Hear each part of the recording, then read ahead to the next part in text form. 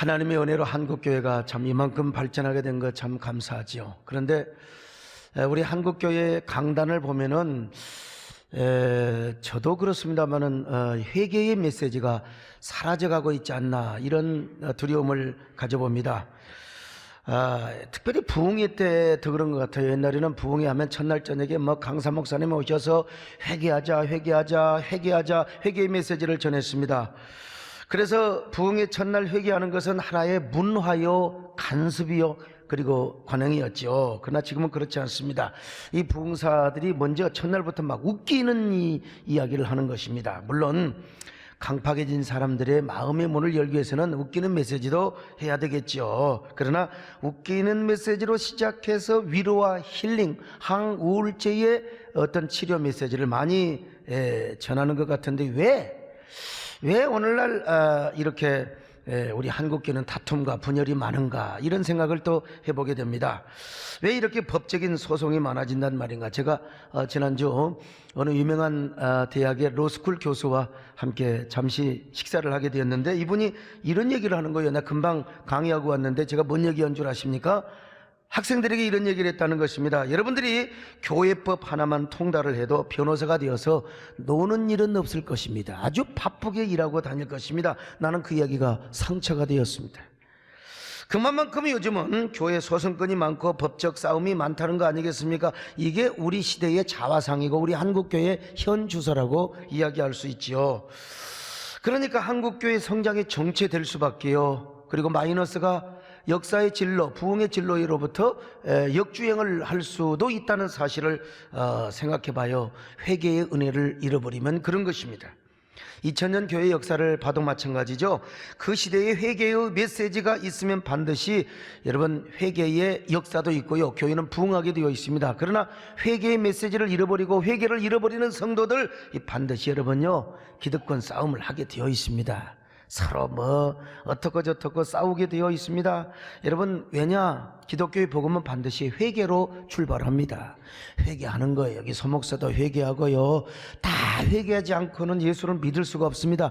참된 회개를 하지 않고는 절대로 우리가 예수 믿을 수가 없습니다. 그러므로 회개가 없다고 하는 것은 복음의 역사도 사라져가고 있다는 것이죠.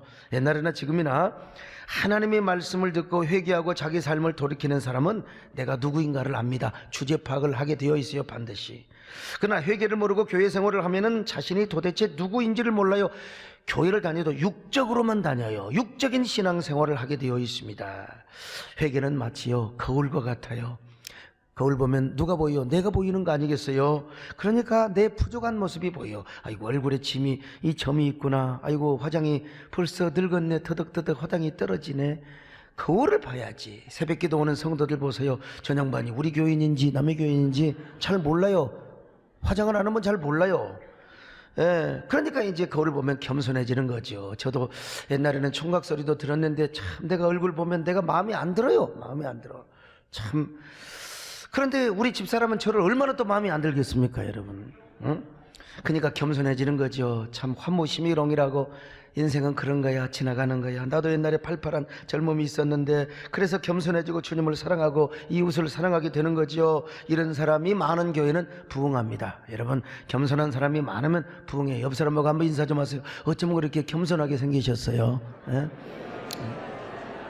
차마 진짜 멀미가 나서 못하겠는데, 그래도 여러분, 그래도 겸손해야죠. 그래도 우리가 그렇게 살아가야 돼. 그러나 회개를 안 하는 사람은 맑은 유리와 같아요. 그래서 나는 안 보이고 자꾸 상대방의 단점만 보이는 것입니다. 그러니까 항상 남을 정죄하고 공격하고 싸우게 되는 것입니다. 시기하고 질투하고 누가 그냥 잘났는가 높아졌는가, 그러다가 교회는 쪼개져요. 교회가 싸우는 교회가 왜 그래요? 서로 잘나니까 그런 거죠.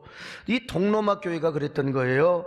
동로막 교회에 회개라는 게 존재하지 않았습니다. 화상숭배파가 교권을 잃고 쫓겨났을 때 갑바도교에 가서, 지금도 갑바도교 가면 맨날 그림밖에 없거든요. 거기서 와신상담을 하며 분노의 칼을 갈아, 저 화상 반대파 저놈들을 내가 가만히 두면 안 돼, 복수에 그냥 칼을 갈고 있었습니다. 여러분, 그들이요 복음으로 돌이키면서 우리가 왜 이렇게 교권을 빼앗겼는가, 왜 우리는 이렇게 변방으로 물려갔는가, 그러면서 복음의 본질을 붙잡으면은 서로가 함께 교회를 세울 것 아니겠습니까? 그런데 와신상담을 하면서 막 증오와 복수의 칼을 갈고 있었습니다. 여러분, 화상 숭배파야 그랬다고 합시다. 화상 반대파, 오늘날로 말하면 복음주의자들이에요. 그냥 그들의 주장과 그들의 모든 그 논리는 성경적입니다. 그런데 그랬다면 그들이 교권을 잡았을 때 복음을 제대로 가르쳐 줘야 될 거 아니요, 성경을 제대로 가르쳐 줘야 될 거 아니겠습니까? 그런데 자기들 또 교권을 잡으니까 이게 참 재미있거든요. 고소하거든요. 이 교회 안에도 교권이 있어요. 그래서 교권 연장에만 안달부달이 된 거예요. 그러다가 그들이 다시 교권 전쟁에서 밀려나서 저 변방으로 쫓겨났을 때, 아이고, 그들은 얼마나 복수의 칼을 가는지 몰라요. 왜 이렇게 비주류가 되고 변방으로 쫓겨났는가? 자기가, 여러분, 거울을 보면 알 거 아닙니까? 회개를 하면 우리가 뭘 잘못했구나 깨닫고 돌이키면서, 그러고 하나님 앞에 잘못했습니다, 정말로 우리가 잘못했습니다, 그랬으면 좋아. 그런데 그냥 그 분노의 칼을 갈면서 저 화상숭배파 저놈들을 없애는 것이, 그러면 우리의 세상에 올 것이다, 우리가 원하는 교회를 이루게 될 것이다, 그러면서 막 그냥 저놈들을 무너뜨리는 것이 목적이 된 것입니다. 여러분, 요즘 시대를 봐요. 이렇게 분노를 많이 하는지 몰라. 분노, 상처도 집단적으로 받고요, 분노도 집단적으로 하는 걸 봅니다.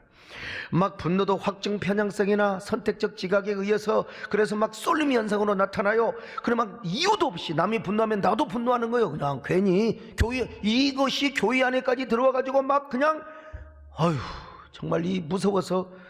근데 세상 사람들은 그러더라도 오늘 우리 교인들은 안 그래야죠. 우리 교인들은 사랑이 넘치고 분노하지 말고 우리의 잘못이 어디가 있는가 나를 돌아보고, 또 여러분 돌아봐야 되지 않겠습니까? 우리의 부족함이 어디 있는가. 그래서 내 자성을 내야 되고, 거울을 보게 되면 어떻게 해요? 겸손해지게 되는 거 아니겠습니까? 이렇게 못하는 이유가 두 가지가 있어요. 하나는 뭐냐? 복음을 분명하게 이해를 못해서 그래요. 복음의 능력을 누리지 못하고, 또 하나는 뭐냐? 공동체 의식이 없어요. 그래서 지체의식이나 한몸의식이 없으니까요, 아니 상대방의 문제가 내 문제고 당신 문제가 내 문제가 돼야 되는데 그냥 상대방을 바라보며 분노만 하기 시작하는 거라니까, 막 그냥 성질만 팍팍 내고. 여러분, 이걸 아는 사람은, 여러분, 분노하기 전에 공동체 의식을 알고 복음을 제대로 이해한 사람은 통탄부터 해야죠. 이게 내 문제라는 거예요. 가슴을 치며 내가 먼저 통회하고 자복을 해야죠. 마치 그 일이 내 일인 것처럼, 상대방의 실수가 내 실수인 것처럼 받아주고 포용하고, 이게 그래야 여러분 내가 통회하고 자복하는 마음이 들 것 아니겠습니까? 여러분요, 많은 사람이 저에게 물어봐요. 아이고 목사님, 종신대학교 이사세요? 옛날에 이사했죠. 바빠서 못해요. 이게 하다 보니까요, 참. 근데 어떻게 하다 보니까 제가 이런 사태를 목격하게 된 거예요. 여러분, 총신을 생각하고 교단 상황을 바라보면은 가슴이 참 비어져요. 이게 또 우리 교단의 현실이기도 하고요. 모든 것이 내 탓이고 내 잘못이라고 이루어진다고 우리가 생각하면 참 그러는데, 그런데 여러분, 더 마음이 아픈 것은 뭐냐? 막 이러한 현상을 바라보면서, 막 이런 사태를 바라보면서 막 분노만 하고, 막 과격한 행동을 하고, 막 그냥 그 같은 식구 안에서 서로가 그냥 적으로 생각하면서, 나 이런 걸 보면 내가 너무나 마음이 아프다는 거예요. 나름대로 그들에게도 나름대로 정의감이 있으니까 그러겠죠. 의협심이 있으니까 그러겠죠. 그러나 의협심 이전에, 정의감 이전에 우리는, 여러분, 내 주제 파악을 알아야 돼요. 너 자신을 알아야죠. 나 자신을. 그래서 통회하고 자복하는 마음이 있어야 돼요. 상한 마음이 있어야 된다니까요. 나는, 여러분, 우리 어머니 아버지가 어릴 때부터 워낙 많이 싸우셔서 나는 싸우는 꼴을 못 봅니다. 절대로. 그래서 화목하는 목회를 하고 제가 사랑하는 목회를 하지만, 정말 여러분은 언제나 화목한 사람이 되시기를 축원합니다. 낮아지는 사람이 되시기를 바랍니다. 상대방의 허물을 바라보면서 가슴 아파하고 애통하는 마음을 가지셔야 돼요. 낮아지고 섬기고 품을 수 있는 사람이 되시기를 주님의 이름으로 축원합니다.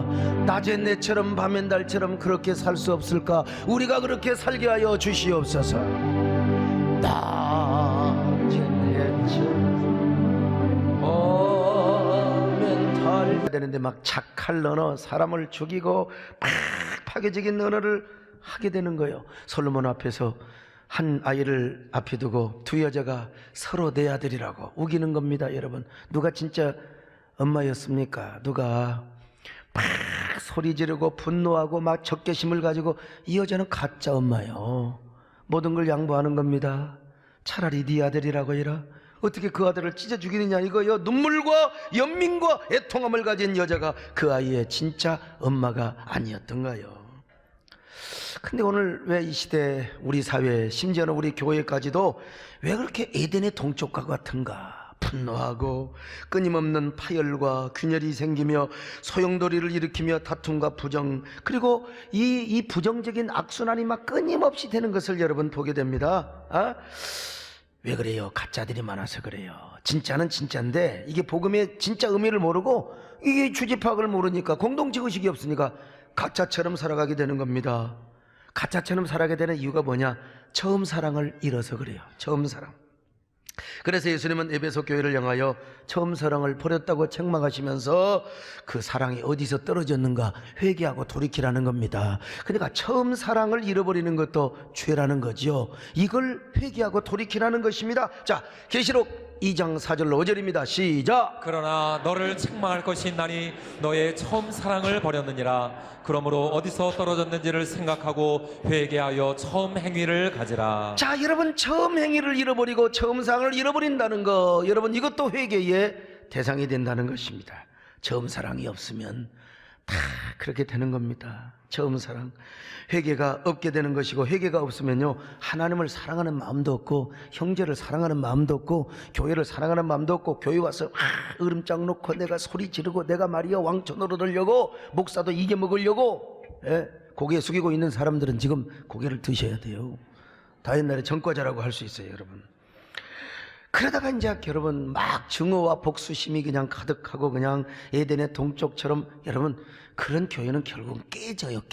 그래서 이제 법정으로 가는 거예요. 그냥 변호사를 서로 선임하고 그냥, 여러분 우리 세대끼는 평생 주님 오시는 그날까지 그런 교회가 안 되시기를 축원합니다.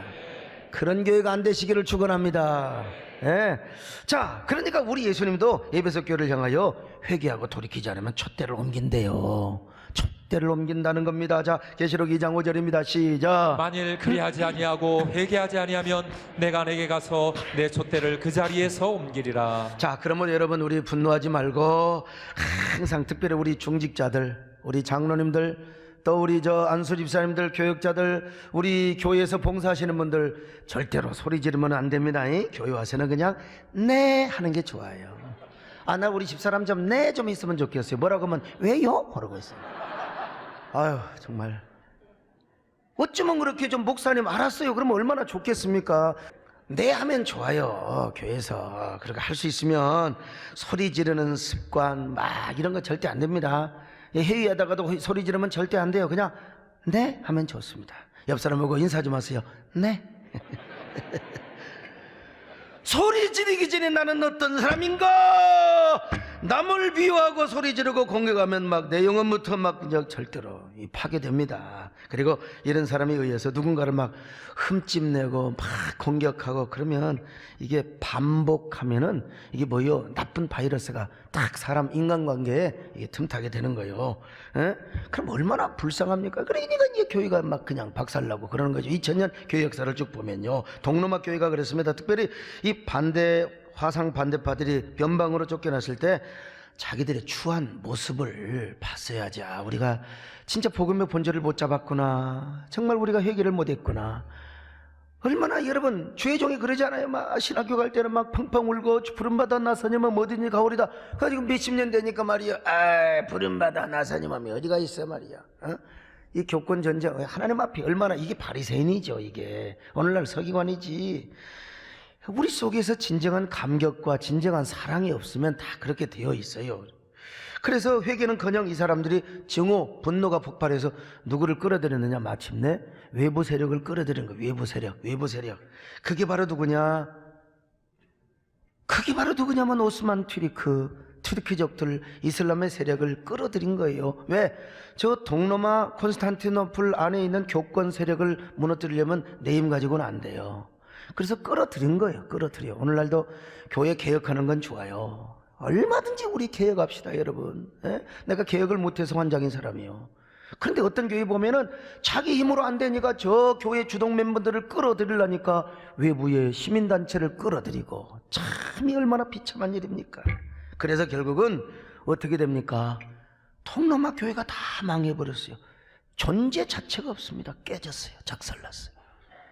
저는 이런 얘기를 할 때마다 우리 총신 문제를 떠오르지 않을 수가 없고, 또 총신 문제를 생각할 때마다 이런 과거의 역사가 안 떠오를 수가 없어요. 내 머릿속에 있는 게 그거니까요. 여러분, 우리 총신대학의 문제도 몇 번의 대화를 할 수 있는 기회가 있었습니다. 저는 그 기회를 잘 선용해야 된다고 주장했던 사람이었습니다. 그러나 저는 아직 제가 임원 활동도 안 하고, 사실 저는 교단 바깥의 일들, 한국교회 생태계를 보호하고 참 지키고, 그런 면에서 반기독교적인 정서와 대화하고, 또 어떨 때는 또 싸우고, 이런 일을 했단 말이죠. 그러다 보니까 교단 안의 일들은 제가 깊이 관여를 못했어요. 그러다가 이런 사태를 눈으로 볼 수밖에 없었어요. 이게 얼마나 안타깝고 분통이 터지는지 몰라요. 다 이런 얘기들이 공영방송에, 온갖 포털 사이트, 일간지에 다 나가는 걸 보면서 참 이건 뭐냐, 우리 모두의 책임이다. 우리 모두의 책임이다.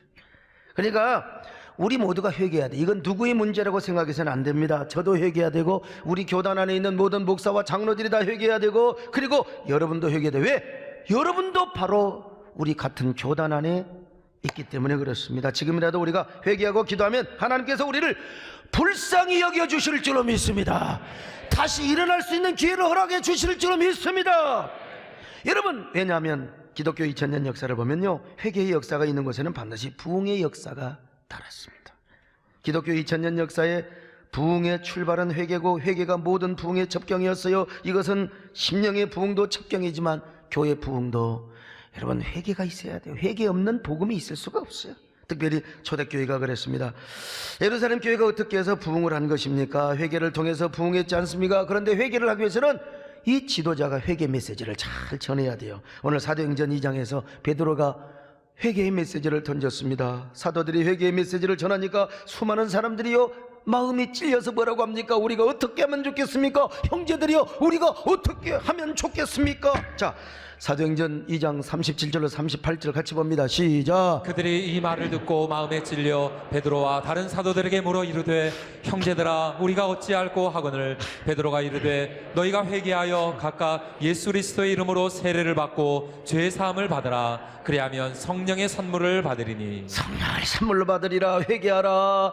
예수 십자가에 죽인 것을 회개하라. 그랬더니 이들이 다, 여러분요, 예수를 믿었어요. 그런데 한꺼번에 막 3,000명 5,000명이 회개하는 역사가 나타났습니다. 사도행전 2장 41절 시작. 그 말을 받은 사람들은 세례를 받음에 이날에 신도의 수가 3,000이나 더하더라. 사도행전 4장 4절입니다. 시작. 말씀을 들은 사람 중에 믿는 자가 많으니 남자의 수가 약 5,000이나 되었더라. 자, 여러분, 어디 예루살렘 교회뿐이겠습니까? 미국의 대각성운동, 그렇죠. 십자가 신앙과 청교도적인 신앙의 가치 위에서 세웠던 미국도요, 세월이 지나니까 그냥 외적인 경건밖에 없었습니다. 교회 안에서 거룩하게 경건하게 사는 사람인 것처럼 보이지만, 이게 속에는 미움과 증오만 있어서 맨날 교회들이 쌈박질하는 거예요. 서로 공격하고 싸우고 말이죠. 그런가 하면은 아예 아이고 그런 것도 관심 없어. 세상에 나가서 방탕함 그 자체로 살아갑니다. 많은 사람들이 막 밤거리를 활보하고 막 선술집 서서 술 마시는, 아주 이 선술집에 가서 서로 남녀가 막 그냥 쾌락과 음란을 위해서 부둥켜 안고 술을 마시고, 이게 타락해져 가는 거예요. 경건했던 사람들이. 조나단 에드워드가 그것을 보고 막 고민을 많이 했습니다. 그러면서 복음의 본질을 붙잡고 이제 설교하기 시작합니다. 그러다가 1741년 7월 8일 코네티켓 엠필드라고 하는 곳에서 진노하시는 하나님의 손안에 붙잡힌 죄인들이라는 이 설교를 하게 된 것입니다. 이 설교는요, 인류 역사상 아마 가장 놀라운 영향을 끼친 설교라고 그렇게 설교학자들이 평가를 합니다. 그는 제스처 하나도 안 썼어요. 저는 막 설교하다가 특별히 철학기도 할 때는 막 온몸으로 하는데요, 온몸으로. 오늘 그 체리나 가수가 옛날에 막 춤추면서 막 룰락 막 춤추면서, 내가 그렇게 철학기도 할 때가 있어요, 내가 사실은. 그런데 당시에 그 조지 휘필드라고 하는 사람은요, 아이고 쪽팔려, 박수 한번 할까요? 오늘 우리 송대관 집사님이, 목사님 체리나를 모르냐고 그래서, 내가 왜 체리나를 몰라? 내가 그런데 송대관을 더 잘 알지. 그랬더니 이야, 자기보다 유명한 사람이라고 오늘 유명한 사람을 전도하셨어요. 아무튼 간에요.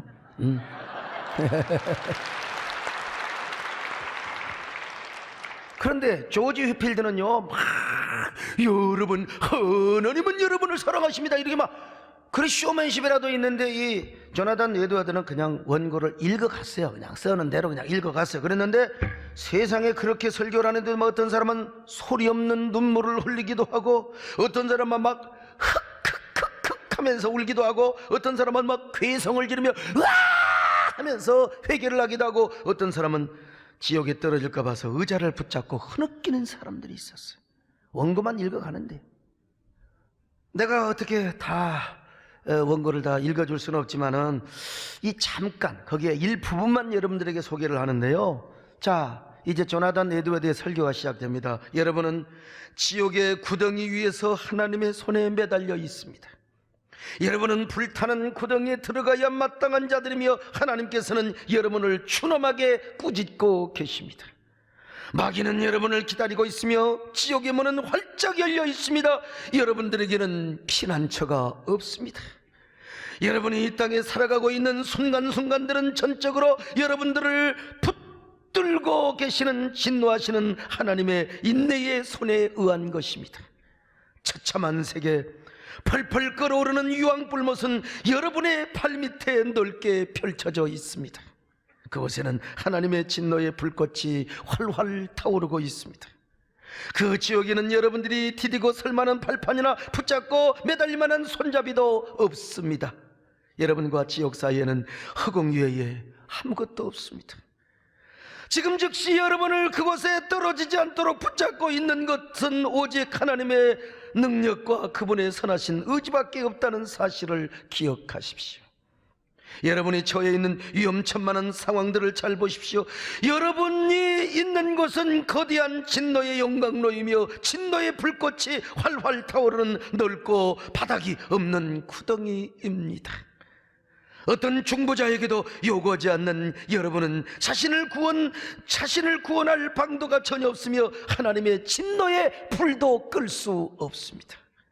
그러나 지금은 하나님께서 여러분에게 은혜를 베푸실 준비를 하고 계신 때입니다. 지금은 은혜의 때이며 은혜를 구하기 위해서 부르짖을 수 있는 때입니다. 이때가 지나고 나면 여러분의 처참한 울부짖음도 아무런 쓸모가 없게 됩니다. 그러나 여러분은 지금 특별한 기회를 부여받았습니다. 지금은 그리스도께서 은혜의 문을 활짝 열어놓으시고 큰 소리로 불쌍한 죄인들을 부르고 계십니다. 지금 당장 회개하고 주께 돌아오십시오. 이제 깨어서 다가오는 진노의 심판을 피하십시오. 전능하신 하나님의 진노가 지금 분명히 거듭나지 아니한 모든 죄인들 위에 떨어질 준비를 갖추고 매달려 있습니다. 소돔으로부터 빠져나오십시오. 내가 이게 읽어주니까 흑흑하는 사람도 없어요. 나는 오늘 또 의자 붙잡고 막 지옥 가면 어쩔 사람이 있을지 모르는데 둘 중에 하나입니다. 내가 잘 설교를 못했거나 아니면 여러분이 지나친 의인이거나. 여러분, 이 한편의 회개 메시지에서부터 점화된 회개 운동이 뉴 잉글랜드 지역에서부터 쫙 동부 일대를 그냥 완전히 강타합니다. 그리고 이 회개 운동은 부흥 운동으로 발전하게 되지요. 여러분, 우리 시대에도 이런 회개 운동이 일어났으면 정말 좋겠습니다. 그리고 이 회개 운동이 부흥 운동으로 확산되었으면 정말 좋겠습니다. 한국교회가 다 그랬으면 좋겠어요. 다 하나 되었으면 좋겠습니다.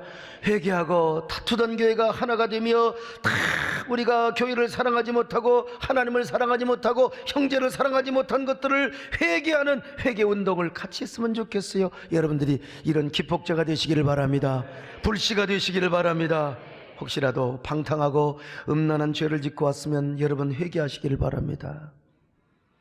또 그렇지 않더라도 선악과를 선택하고 또 하나님을 사랑하지 않고 교회를 사랑하지 않고 형제를 사랑하지 못한 거 있으면 회개하시기 바랍니다. 여러분, 우리 한국교회 상황을 바라보면서 이 민족의 모습을 보면서 우리는 회개해야 됩니다.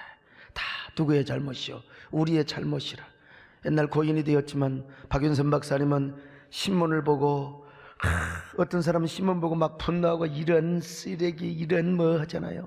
그분은 신문을 탁 보고요, 신문을 접어놓고 무릎을 꿇고 엉엉 울며 하나님, 내 죄값입니다. 내 탓입니다. 내가 기도하지 못했습니다. 다 내 때문에 이런 일이 벌어졌습니다. 여러분, 그분은 한국교회가 추앙하는 성자요, 성자 중에 성자 같은 학자였는데 오늘 우리에게 이런 마음을 가지시기를 바랍니다.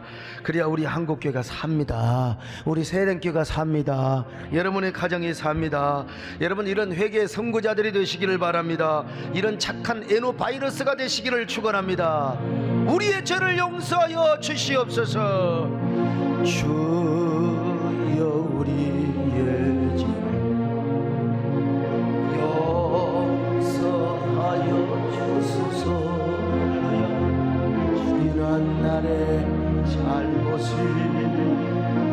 사하여 주옵소서. 한 번 더 합니다.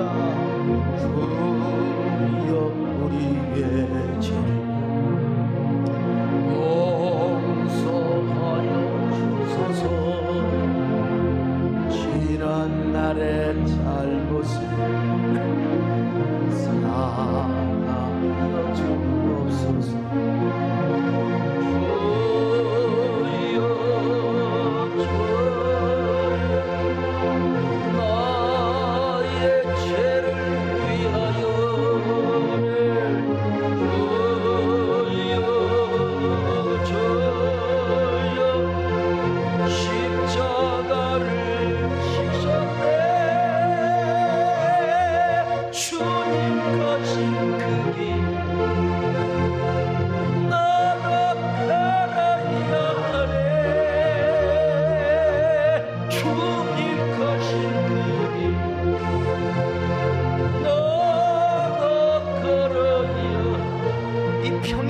대부흥운동도 마찬가지입니다. 이 회개운동은요, 선교사들이 먼저 시작한 거예요. 선교사들이. 이 선교사들이 와서 보니까 우리 조선 민족이 너무 가난하고 불쌍하고 그냥 아이고, 특별히 저 평양 일대에 그냥 주색 잡기, 그냥 기생집 얼마나 많은지, 그래서 특별히 백인 우월주의 사상 때문에 우리 민족을 좀 무시했던 것 같아요. 근데 이게 전도가 되나? 뭐 이게 뭐 열매가 있나요? 사실 우리도 그래서는 안 되는데, 여러분들은 그럴지 안 그럴지 모르겠지만 가끔 저기 어디 갑니까? 태국이나 어디 못 사는 나라에 저기 필리핀이나 가면 약간 좀 우월감이 생길 수가 있어요. 손정 하나 주세요. 그러던가? 안 그래요? 그러니까 저분은 나보다 나아요. 저분이 목사가 되고 나는 내가 참 정치를 하든 사업을 하든 해야 되는데 왜 저런 사람을 목사를 안 시키고 나를 목사를 시켰나? 나는 그런 마음이 있었거든요, 사실요. 솔직한 마음에 회개합니다마는 그래서는 안 되죠. 근데 이제 선교사들이 그랬다니까요. 선교사들이요. 그래가지고 왜 이렇게 전도가 안 되나, 왜 이렇게 열매가 없나, 그러다가 이제 공개적으로 통해 자복합니다. 특별히 하디 선교사가 원산 부흥이라면서 내가 여러분들을 무시했던 걸 회개합니다. 여러분들 못 사는 나라, 가난한 사람 글도 모른다고 내가 무시했습니다. 백인 우월주의, 그리고 이 교만함과 조선인을 향한 인종차별 눈물로 회개했습니다. 여러분, 그렇게 회개하니까 그 원산 부흥 집회의 사경회에 성령의 놀라운 능력 불바다가 된 줄로 믿습니다. 부흥회는 회개부터 시작하는 거예요. 회개. 그래가지고 이제 이 회개운동이 평양 대부흥운동으로 확산이 됩니다. 1907년 1월 2일부터 15일까지 평양 장대연교에서, 난 지금 장대연교를 옛날 평양에 가서 가봤더니 거기는 또 이미 이제 교회가 무너지고 다른 참 마음이 아팠는데요. 어쨌든 평안남도 사경회가 열렸는데 그때 길선주 장로가 돈 100원 떼먹은 것에서부터 회개를 합니다. 여러분, 장로가 그때 지금 아마 100원이면 지금 1억 원은 될 겁니다. 그 성도들 앞에서 장로가 눈물로 내가 100원 떼먹었다고, 내가 친구 돈을 떼먹었다고 회개를 하기 시작하는 거예요. 그러자 거기에 은혜를 받은 사람들이 다 접질하고 기생질하고 그리고 도둑질하고 간음하고, 그냥 저녁에 시작한 집회가 이튿날 새벽 5시까지 시간의 흐름도 잊은 채 은혜를 사모하며 회개를 하였습니다.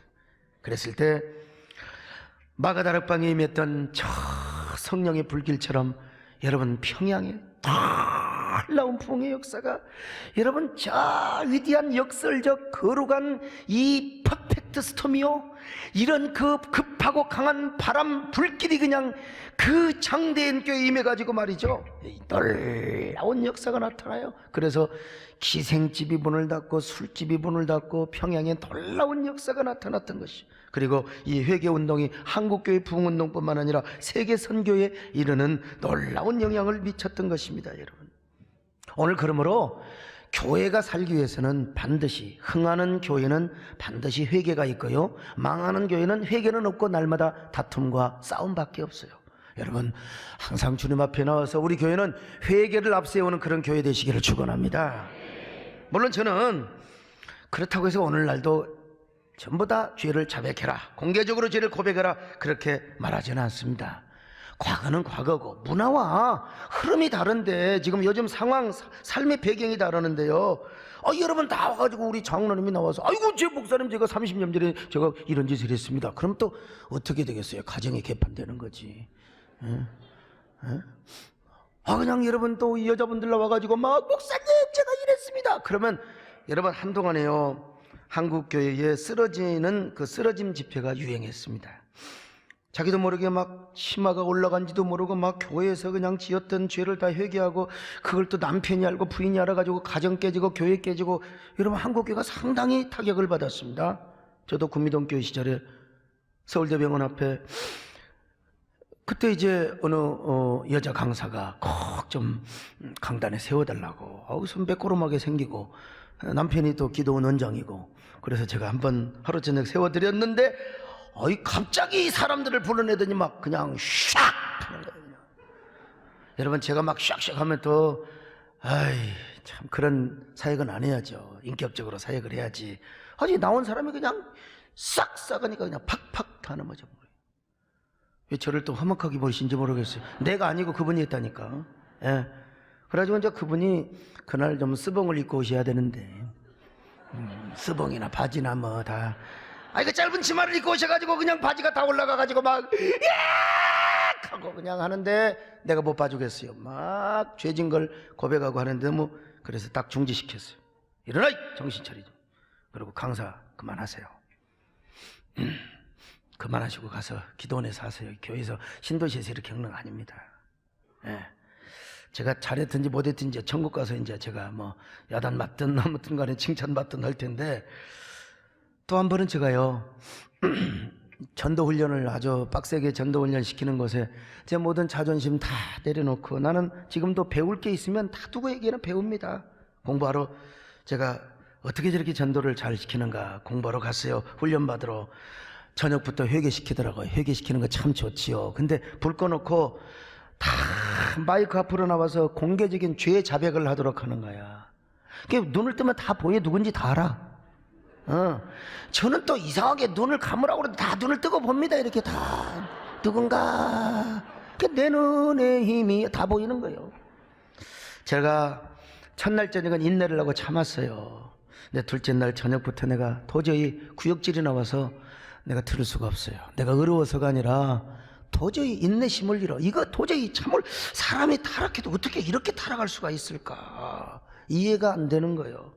그래가지고 구역질을 하면서 바깥으로 나왔습니다.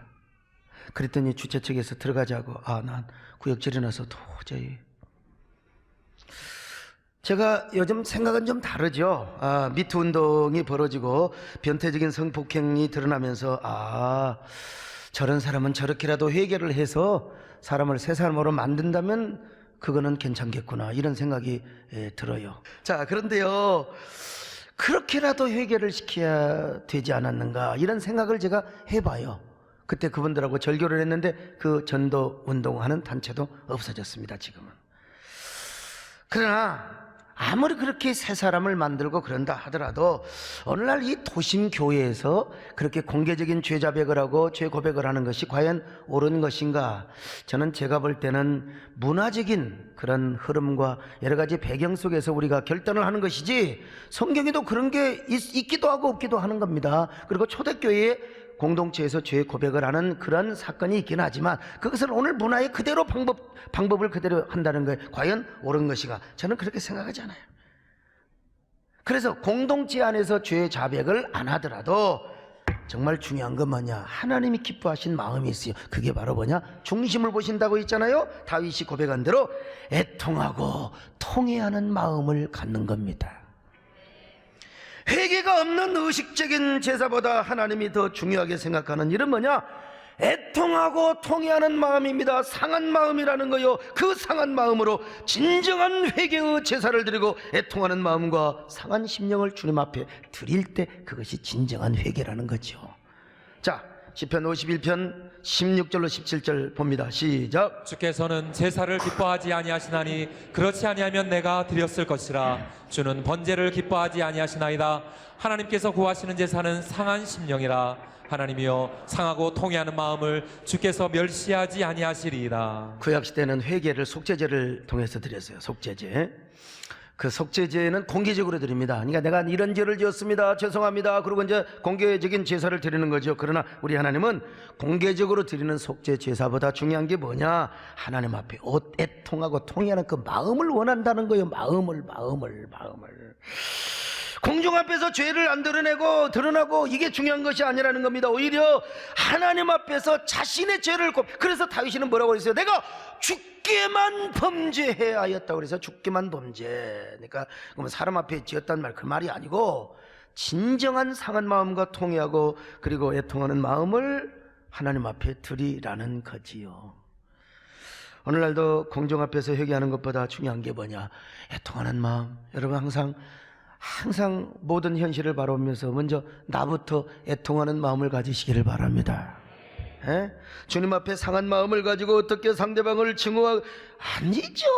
여러분 정말 상한 마음을 가지고 있는 어떻게 상대방을 증오하고 여러분 하겠습니까? 내가 죽일 놈이고 내가 죽일 여자인데 어떻게 끊임없는 싸움과 다툼을 하겠습니까? 여러분 상한 마음을 가지고 있는데 어떻게 교만한 마음을 가지고 교회 와서 소리를 지르고 여러분 어떻게 애통하고 또 통회하는 마음을 갖고 상한 마음을 갖고 있는데 막 이 세상을 향하여 막 정지하고 그렇게 착할 언어를 우리가 함부로 사용하겠습니까? 상한 마음이 있으면요 주님을 사랑하고 교회를 사랑하고 주의 종을 사랑하고 형제를 사랑하고 할렐루야 다 우리가 자매를 사랑하고 사랑하며 섬기는 아름다운 공동체를 이룰 수가 있습니다. 여러분 언제나 여러분은 애통하고 통회하는 마음을 가지시기를 축원합니다. 내 잘못뿐만 아니라 남의 잘못도 내 잘못으로 여기면서 그렇지만 상대방의 잘못과 실수를 보고도 애통하는 마음을 가지셔야 돼요. 상한 마음을 가지시기 바랍니다. 결단코 상대방의 실수와 허물을 까발리지 마시고 들투지 마시고 다 품어요. 여기에 보여 생명의 역사가 있습니다. 여기에 기적의 역사가 있습니다. 여기에 부흥의 역사가 있음을 믿으시기를 바랍니다. 하나님 가장 중요하게 여기는 게 애통하고 통회하는 마음, 상한 마음이라는 거예요. 얘기를 할까 말까 하다가 여러분 공중 앞에서 죄를 자백하는 거 여러분 앞으로 이제 조심하셔야 됩니다. 사실 우리 남진 장로님 젊을 때 얼마나 화려하셨어요. 얼마나 화려하셨어요. 근데 사실 여쭤보고 싶어도 미안해서 못 물어보는데 제가 젊을 때 이랬습니다. 그럼 어떻게 되겠어요 여러분? 곤란하지. 오늘 상한 마음으로 주님을 섬기고 교회를 섬기시기 바랍니다. 특별히 교회 창립 30주년을 맞이해서 다 이런 처치 플랜트가 되시기를 바랍니다.